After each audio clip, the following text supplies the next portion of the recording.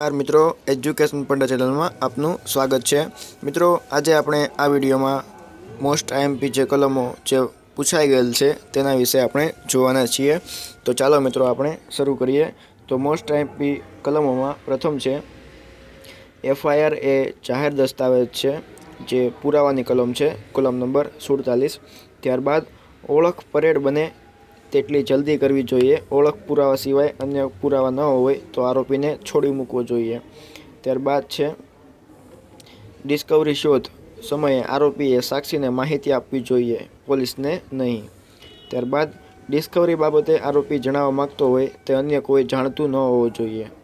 ત્યારબાદ ચોરી થયા પછી ગુનેગાર પાસે ચોરીનો માલ મળ્યો હોય તો ગુનેગારે ચોરી કરી છે તેમ માન્ય ગણાય। ત્યારબાદ છે પત્નીના આપઘાતના બનાવ પછી પતિ ભાગી ગયો હોય તે પુરાવામાં પ્રસ્તુત હકીકત છે।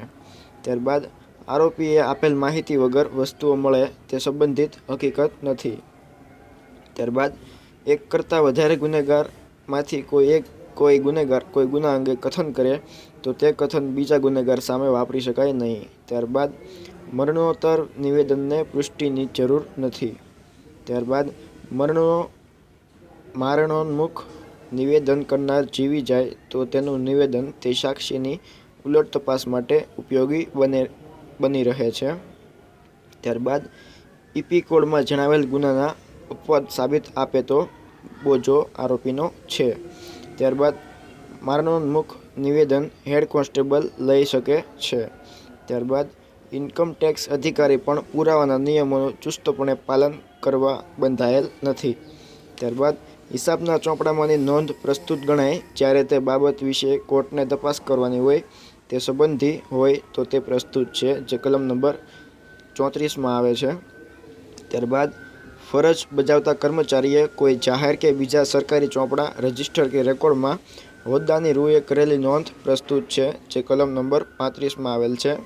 ત્યારબાદ પોલીસ અધિકારીએ ગુનાવાળી જગ્યાનો નકશો તૈયાર કર્યો હોય ત્યારે આરોપી વિરુદ્ધ પુરાવામાં સ્વીકારવા જેવું કંઈ નથી સિવાય કે તે સાક્ષીએ સોગંદપૂર્વક જણાવ્યું હોય, જે કલમ નંબર 36માં આપેલ છે। ત્યારબાદ અમુક અધિનિયમમાં, જાહેરનામા કે રાજ્યપત્રોમાં પ્રસિદ્ધ થયેલ લખાણ પ્રસ્તુત હકીકત છે, જે કલમ નંબર 37 છે।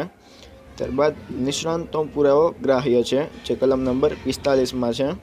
ત્યારબાદ મૌખિક પુરાવો પ્રત્યક્ષ હોવો જોઈએ, એટલે કે મૌખિક પુરાવો ડાયરેક્ટ હોવો જોઈએ, જે કલમ નંબર 60માં છે। ત્યારબાદ પરિણીત સ્ત્રીઓએ કરેલા આપઘાતમાં મદદગારી કરી હોવાનું અનુમાન કરવા બાબત, જે કલમ નંબર 113A માં આપેલ છે।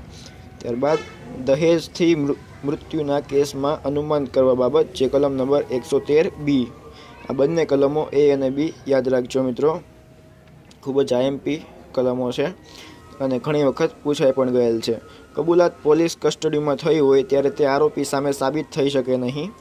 ખાતાના સત્તાધિકારીઓએ તેમજ વહીવટી લોકોએ પુરાવા અધિનિયમ હેઠળ અપ્રસ્તુત જણાવ્યું હોય તેને ચુસ્તપણે વળગી રહે છે અથવા તો વળગી રહેવાનું છે।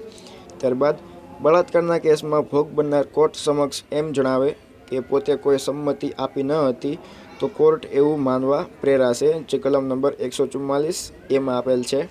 ત્યારબાદ કોઈ ગુનો થયાની કલમ નંબર 114A માં આપેલ છે। ત્યારબાદ કોઈ ગુનો થયાની માહિતી પોતે ક્યાંથી મેળવી તે કહેવાની કોઈ મજિસ્ટ્રેટ કે પોલીસ અધિકારીને ફરજ પાડી શકાશે નહીં, જેની કલમ નંબર 125માં આપેલ છે। ત્યારબાદ એફઆઈઆરની હકીકત અંગે ફરિયાદીની ઉલટ તપાસ કરવાનો હક બચાવના વકીલને મળે છે, જે કલમ નંબર 145માં આપેલ છે। ત્યારબાદ કોઈ સાક્ષીનું સમર્થન કરવા અગાઉ કરેલ ફરિયાદ સાબિત કરી શકાશે, જે કલમ નંબર 157માં આપેલ છે। ત્યારબાદ સાક્ષી તેની યાદદાસ્ત તાજી કરવા માટે દસ્તાવેજોની નકલનો ઉપયોગ કરી શકે છે, જે કલમ નંબર 159 પર છે।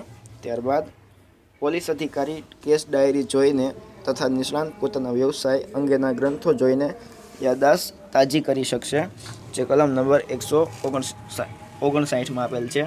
ત્યારબાદ પરંતુ પ્રતિપક્ષની માંગણીથી તે બતાવવું જોઈએ અને તે ઉપરથી સાક્ષીની ઉલટ તપાસ કરી શકાશે, જે કલમ નંબર 161 આપેલ છે.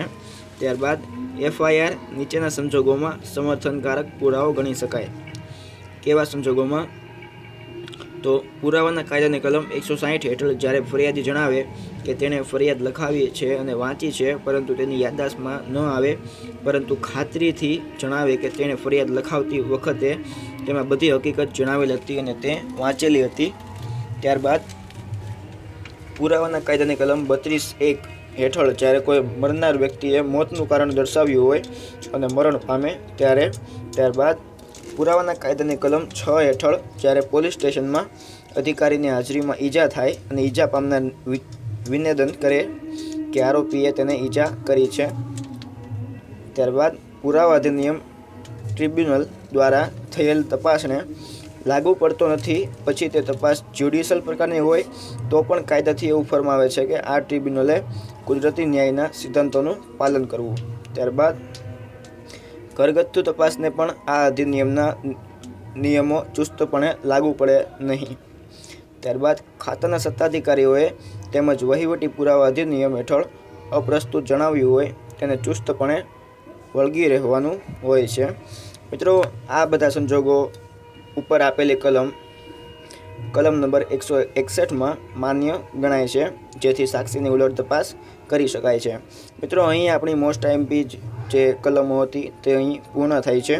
આ બધી જ કલમો બધી ગવર્મેન્ટ એક્ઝામમાં પૂછાઈ ગયેલી છે, જેનું અમે અહીંયા કલેક્શન કરેલ છે. મિત્રો, તમને અમારો વિડીયો ગમ્યો હોય તો લાઈક કરજો અને સબસ્ક્રાઈબ કરજો, અને હજુ પણ તમારે અમને સબસ્ક્રાઈબ કરવાનું બાકી છે તો તમે અમને વિડીયોની જમણી બાજુ અમારી ચેનલનો લોગો આપેલ છે તેના ઉપર ક્લિક કરીને પણ તમે અમને સબસ્ક્રાઈબ કરી શકો છો. આભાર.